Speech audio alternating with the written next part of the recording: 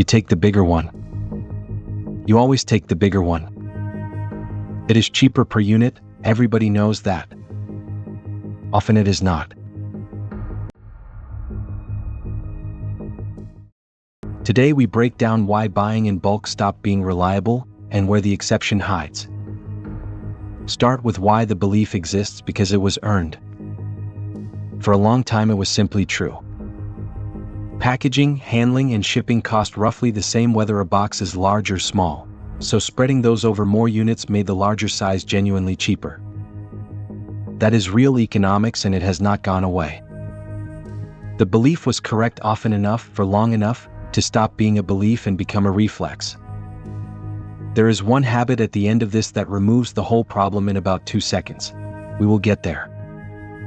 Now here is what a reflex actually is from the other side of the shelf. A reflex is a decision that has stopped being checked. Anything that is not checked can be varied without consequence, because there is no mechanism left to notice the variation. That is true of every automatic behavior anybody has in shops and everywhere else. And a reliable rule that everybody trusts is more useful to somebody selling than a rule nobody believes. Which is the uncomfortable part, and it is worth stating carefully. The exception is profitable precisely because the rule is trusted. If bulk were unreliable in an obvious, random way, people would check every time and nothing would be gained. It is the consistency that creates the opening. You only get to break a rule profitably if the rule is otherwise kept. So the large size that costs more per unit is not competing with your arithmetic. It is competing with your certainty. Now, an objection, because this is not a claim that bulk is a con. Very often the large size genuinely is cheaper per unit, and buying it is simply correct. There are also real reasons a large pack can cost more to produce. Different packaging lines, slower turnover, more space on a shelf, more waste when it does not sell. And some large sizes are priced for convenience rather than value, which is a legitimate thing to sell. The claim is narrower. It is that you cannot tell which situation you are in without looking, and you stopped looking years ago. If this is landing, tap subscribe so you do not miss the next one. Here is the habit. Read the small figure, not the big one. Almost every shelf label carries a price per unit somewhere on it, usually in the smallest print on the label. That figure is the only number on the shelf that is actually comparable between two sizes, and it is the one nobody reads. Reading it takes about 2 seconds, and it replaces the entire rule with a fact. The reflex was a substitute for that figure back when the figure was not printed. There is a detail here that catches people who consider themselves careful. The unit figure is deliberately unglamorous. It is small, it is gray, it sits at the edge of the label, and the large price sits in the middle in bold. Nothing is hidden. The information is complete and correct and placed where your eyes do not go. That is the same mechanism as shelf height, applied to a piece of card. There is a second thing worth understanding, because it is where most of the loss actually happens. Buying more only saves money if you use it. A larger pack at a genuinely lower unit price is still more expensive if a third of it is thrown away, and the arithmetic on that is brutal and invisible. Nobody records what they discard, so the saving is remembered and the waste is not. Which means for anything perishable, the honest unit price is the one that counts what you actually consumed. There is one more thing, and it explains a feeling rather than a number. A large pack changes how you use the thing.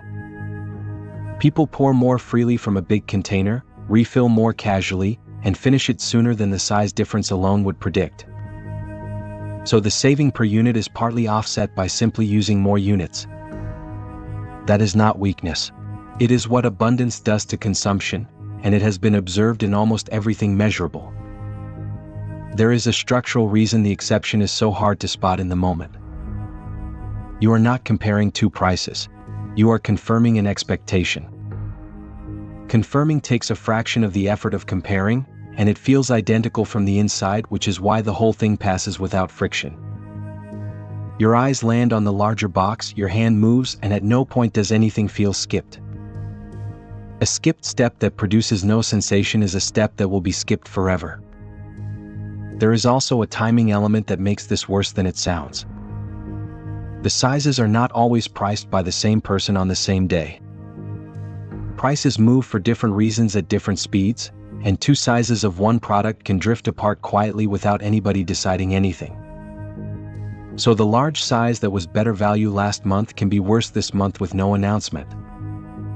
Which means even somebody who checked once is relying on a fact that has since expired. There is one more thing worth naming because it is the version that costs the most. The promotion usually attaches to the size you were already going to take.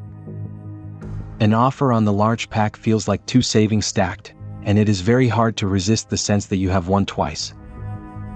But a discount on a worse unit price can still be a worse unit price, and the promotion is doing the work of stopping you checking. That is the one moment where the 2-second habit is worth the most, and it is exactly the moment nobody uses it. It is worth being honest about the limits of all this. This is not an argument for buying small. For most durable, non-perishable things you use constantly, the large size is still the right answer and the unit figure will confirm it. Checking is not about suspicion. It is about replacing a rule that used to be reliable with a figure that is currently true. And on the majority of items, the 2-second check will simply tell you that your instinct was right. There is also a version of this that has nothing to do with boxes.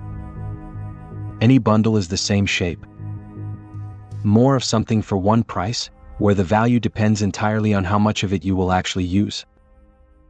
Larger allowances, bigger packages, longer memberships, higher tiers. All of them look cheaper per unit and all of them are only cheaper if the units get consumed.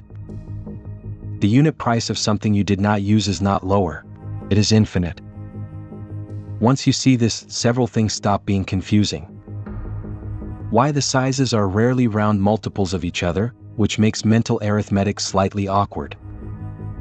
Why the shelf edge label puts the big number in bold and the comparable number in gray. Why the promotional offer is almost always attached to the larger size. Why two sizes of the same thing sit at different heights on the shelf.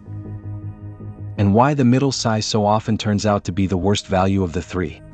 So, practically two things and neither costs you anything. Read the unit figure on the handful of things you buy every week. Just those. It takes seconds and you will keep the knowledge for years. And for anything that spoils, ask a duller question than price. Will this actually get used before it goes? Everywhere else, take the big one and stop thinking about it. Now back to the first question. Why is the bigger box not cheaper? Because the rule that made it cheaper became a reflex. And a reflex is an unwatched decision. Nothing was hidden from you. The comparable number was on the label the whole time, in the smallest print, waiting for somebody to look. If this was useful, subscribe and let us keep going. Have you ever checked the unit price on something you buy every week? Tell me in the comments. Understand money and you will see the world. The quiet part.